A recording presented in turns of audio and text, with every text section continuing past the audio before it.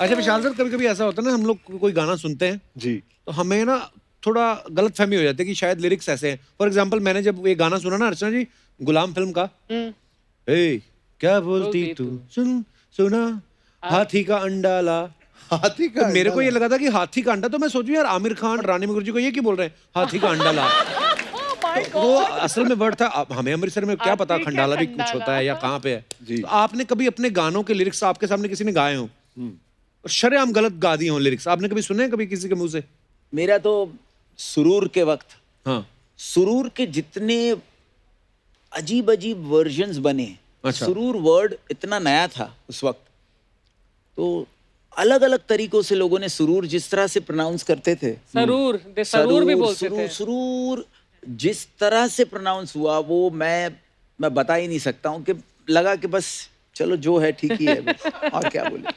एक हमारा corporate show था पूना में, तो एक जो वहाँ पे महाशय थे, उनको मतलब ऑब्वियसली बहुत यंग क्राउड था वहाँ पे, तो मैं सारे अप टेम्पो पार्टी सॉन्ग्स गा रहा था। इनको इन सारे पार्टी सॉन्ग्स के बीच में ना कल हो ना हो सुनना था अच्छा। कि हर घड़ी बदल अच्छा, वो रही। पिए हुए अंकल जिनको फिलॉसफी की हाँ। बहुत जरूरत होती है वो। और हाँ, और कभी कभी तो वैसे भी दबंग टाइप शराब पे के भी आया था, अरे वही सुनना है।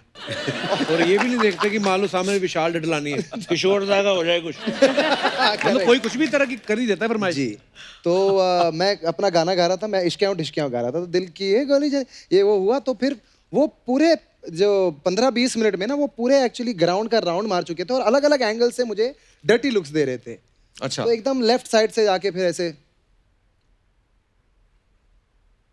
फिर बीच में मैंने देखा तो वो, फिर राइट में जाके फिर वो 15-20 मिनट बाद मैंने नोटिस किया कि वो एकदम स्टेज के सामने आ गए और फिर मुझे लगा कि वो मूड में आ गए हैं और अब एंजॉय कर रहे हैं, और वो खड़े होके ऐसे, तो मैं भी बड़ा कंफ्यूज था कि नाच रहे थे कि वो बोल रहे हैं कि तू उतर मैं तुझे दिखाऊंगा, मैं कंफ्यूज था। तो अब ध्यान भी उसी बंदे की तरफ जाता है हाँ, जो डिस्टर्ब कर रहा हो। थोड़ा कॉन्शियस हो थोड़ी देर जाते बाद हैं। आदमी खुद ढूंढने लगता है वो कहाँ गया जो बदतमीजी कर रहा था, बोल रहा। तो जब भी हम कोई भी कोरस आता है गाने का, तो हम ऐसे ऑडियंस को माइक देते हैं ना, तो मुझे लगा कि अब ये सही समय है दोस्ती करने का, मैं अभी इनको माइक दूंगा, ये कोरस गा देंगे। सारा म्यूजिक बंद हुआ कि अभी इश्के सोचो। अरे गड़े उसने खुद गा दिया सर, उसने ऐसी खुन्नस निकाली कि मैं फटाफट उससे माइक लिया और मैं निकल गया वहां पे। तो कुछ लोग रिमार्केबल पीपल। I एक swear. हम लुधियाना में एक बड़ी सी एक वेडिंग थी, तो शेखर और मैं परफॉर्म कर रहे थे और वहां पे अजीब सा माहौल था। जितने भी डांस फ्लोर पे जितने लोग थे सबके हाथ में अपनी अपनी बॉटल। तो हम स्टेज पे हैं, गा रहे हैं और अंकल आए सामने, हाथ में बॉटल लिए और बोल रहे बेटे we are going to kill you today.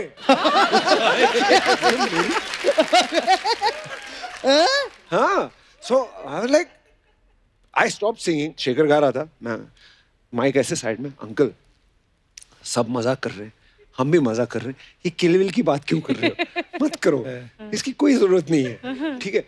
5-7 minute बाद हमने सारे बॉडीगार्ड लगाए हुए हैं, मैं जाके बैकस्टेज मैनेजर को बोला यार बॉडीगार्ड्स को तैनात कर लो, ये आदमी मतलब खुल्लम खुल्ला बोल रहे हैं we are going to kill you today.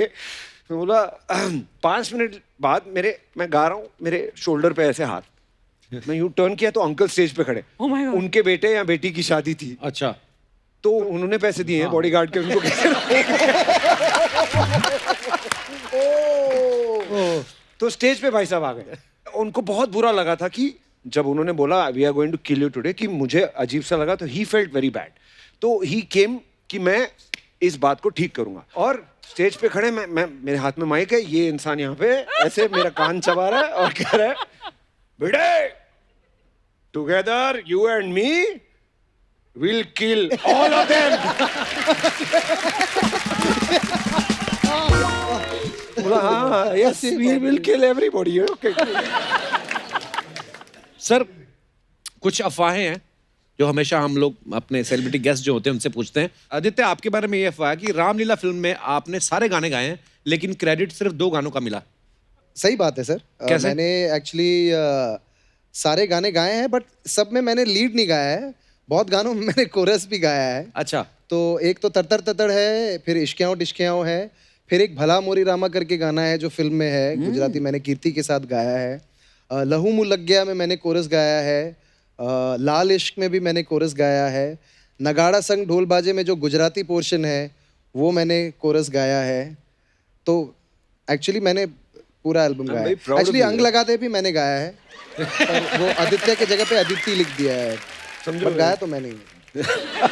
Himesh sir, एक अफवाह ये कि आप इतने सारे रियलिटी शो जज कर चुके हैं कि आपके अड़ोसी पड़ोसी जो हैं अब आपको सच में जज मानने लगे हैं। तो एक दो तो आपके पास ड्रिंक एंड ड्राइव वाला सॉल्व भी करवाने आ गए कि सर हमें छोड़ दो। सर ऐसी बात नहीं है, इतने शोज हो गए, लेकिन मुझे लग रहा है कि मेरे लिए the journey has just began. हाँ, हाँ, विशाल सर, आपके बारे में ये अफवाह है नहीं नहीं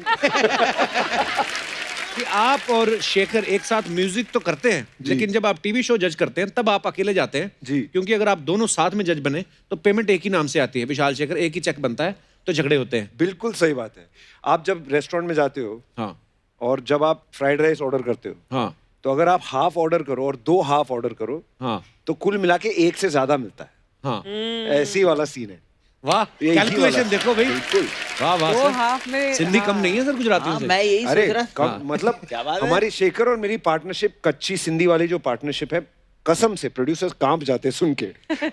ये नाम विशाल शेखर ठीक है, लेकिन कच्ची सिंधी वो हुई। ऐसा वो वाला सीन है। हिमेश सर, एक अफवाह है कि जब आप 16 साल के थे तभी आपने सलमान खान साहब को एक फिल्म के लिए एज ए हीरो साइन कर लिया था। हाँ सर, सलमान भाई को मैंने मेरे डैड ने साइनिंग दिया और वो फिल्म का नाम था युवा, और वो पिक्चर बनी नहीं, लेकिन मैंने 200-300 गाने बना रखे थे, उन्होंने सुने।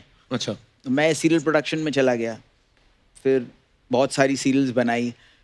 तो म्यूज़िक मेरा पैशन था, लेकिन मेरे लिए ये था कि म्यूज़िक मैं तब करूं जब ये गाने का एक फ्रेमवर्क होता है कि ये इस पिक्चर में होना चाहिए, ऐसे होना चाहिए। तो उनको याद था, वो सारी बातें भी याद थी उनको, वो कॉन्सेप्ट्स याद थे, कई गाने उनको याद थे। तो उन्होंने मुझे कहा था कि मैं तुम्हें ब्रेक दूंगा। तो वो उन्होंने मुझे उसके बाद बुलाया और वो प्यार किया तो डरना क्या का टाइटल सॉन्ग ऑफर किया। और वो बहुत डिफिकल्ट था, बिकॉज एक तो प्यार किया तो डरना क्या इतनी मुगले आजम का हिट गाना था, वो बनाओ, पहला गाना अगर गड़बड़ हुआ तो आदमी की करियर गई। पहला गाना होना चाहिए सुपर हिट। वो फ्रेज क्रैक करना, वो मेलोडी के साथ, वो जो ऊपर वाले का करिश्मा था। एंड देन हमने जब सलमान भाई और सलीम अंकल को सुनाया, सोहेल भाई को, मुझे याद है, और सलीम साहब ने स्टैंडिंग ओवेशन दिया था और वो गाना रिकॉर्ड हुआ और ब्लॉकबस्टर साबित हुआ। Wow, actually एंड बहुत द खूबसूरत जर्नी गाना started for me, so I am really thankful to. Vishal sir, एक अफवाह ये है कि जब भी आप शूट पे जाते हैं आपके साथ एक हेयर स्टाइलिस्ट भी जाता है। वाह, जी। ये अफवाह है, बहुत जोरदार अफवाह है ये। आदित्य, एक अफवाह ये है कि आप सीलिंग फैन को 1 या 2 नंबर से ज्यादा तेज नहीं चलाते। ये कौन है? आपको ये सारा सही सही बताया ना, इंफॉर्मेशन वी दे रहा हैव है। ह्यूज टीम ऑफ 1 पर्सन, पर आप बताइए ये सच है कि अफवाह है? सच है सर, वो मुझे थोड़ा सा फोबिया है, क्योंकि 2 बार जिंदगी में मुझ पे पंखा गिरते गिरते बच गया है। एक बार तो मैं बहुत ही छोटा था, I think I was some 7-8 months old, और जब मैं 2 महीने का था तब मुझे 1.5 साल के लिए कोलकाता भेज दिया गया था, क्योंकि मम्मी पापा उस वक्त बहुत काम कर रहे थे। Mom was an air hostess, पापा का जस्ट मतलब सिक्का चमका था तो वो धड़ाधड़ रिकॉर्डिंग्स कर रहे थे। मेरा ख्याल रखने के लिए कोई था नहीं, तो मेरी जो नानी के घर पे था मुझे भेज दिया था, और वहाँ पे जो कॉट होता था वो फैन के एकदम नीचे हुआ करता था, और मैं ऐसी कॉट में लेटा हुआ था और मेरे मामा जी आए और पता नहीं क्या मन किया उनका कि उन्होंने मुझे उठाया और ऐसे खेलने लगे, और जैसे उन्होंने उठाया वो पंखा सीधा नीचे गिर गया कॉट पे। तो शायद वो कहीं ना कहीं सबकॉन्शियसली है। और दूसरी बार हम लोग कलीना में रहते थे, और मम्मी पापा अक्सर मुझे घर पे थोड़े समय के लिए, आधे दिन के लिए अकेला छोड़ देते थे। तो एक बार मैं जस्ट घर एंटर कर रहा था, मैंने दरवाज़ा खोला और जब ऊपर देखा तो पंखा गिरने से पहले ना एक फुल डांस करता है, तो वो ऐसे साइड साइड से ना ऐसे पूरा घूम रहा था। तो पहले तो मैं देख रहा, फिर वो भी नीचे गिर गया। तो उसके बाद आई थिंक कहीं ना कहीं मुझे थोड़ा सा डर बैठ गया कि एसी क्यों नहीं लगवा लेते आप? एसी लगवाया है सर, बट पंखे का अपना ही मजा आता है वैसे। हाँ, पर हाँ फोबिया हो जाता है बंदे को भी। जी, तो और मतलब कभी ये पापा अफवाह को नहीं है, क्या सच है है। कि पापा को कभी कभी एसी पंखा दोनों नहीं चाहिए होता है। वो घर पे जो है सॉरी पापा, लेकिन वो ज्यादातर जो है घर पे टॉवल में और गंजी में वो बैठते हैं। तो वो क्या है, वो हॉल में बैठते हैं ऐसे फुल टॉवल हॉल में, और मेरे जो चाचा वाचा है ना उनके साथ लगे रहते हैं फोन पे, वो मैथिली में बात कर। धन्यवाद। इसी के साथ अफवाहें समाप्त हुई जितनी भी हमने बनाई थी खुद।